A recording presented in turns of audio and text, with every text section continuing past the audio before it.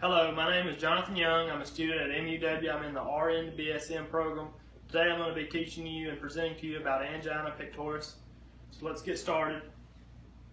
Today you'll be learning 5 different objectives. After completion of this presentation, the learner will be able to identify the incidence and risk factors associated with angina with 90% accuracy.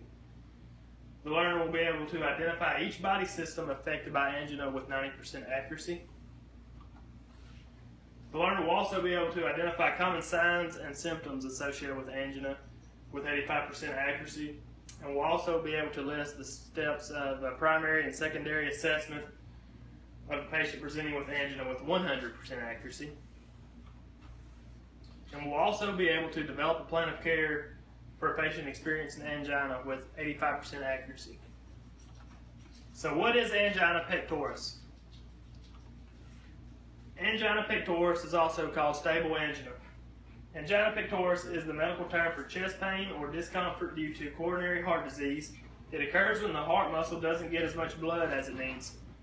This usually happens because one or more of the heart's arteries is narrowed or blocked, which is also called ischemia. The term derives from the Latin angere, means to strangle, and pectus, which means chest in Latin, and can therefore be translated as a strangling feeling in the chest. Angina often presents with a sensation of chest pain, pressure, or squeezing, often due to ischemia of the heart muscle from obstruction or spasm of the coronary arteries. Angina pectoris can derive from anemia, abnormal heart rhythms, and heart failure. Its main cause is coronary artery disease, an atherosclerotic process affecting the arteries feeding the heart. Next, I have a little short video. It's going to show you how the process of angina works and what it does to the body.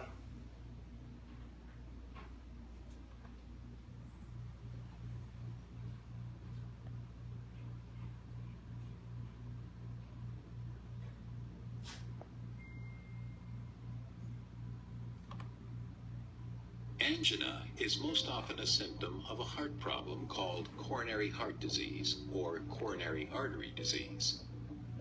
Your heart pumps oxygen-rich blood to all parts of your body. Your heart needs a steady supply of oxygen to do its job. Coronary arteries bring oxygen-rich blood to your heart.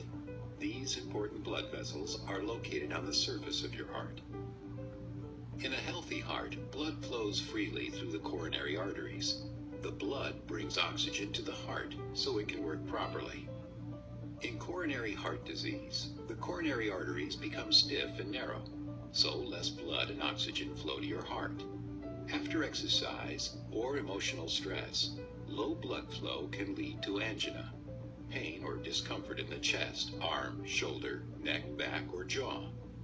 Angina that keeps coming back over time is called chronic stable angina. It is most often relieved by rest or nitroglycerin. A clot in a coronary artery can severely lower blood flow. This can lead to more severe angina that may come on at rest and does not go away with rest or nitroglycerin. This is called unstable angina, which requires immediate medical attention.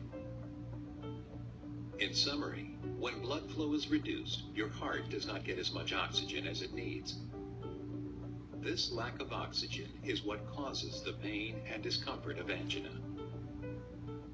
If you have coronary heart disease, angina is the way your heart tells you it needs more oxygen. Talk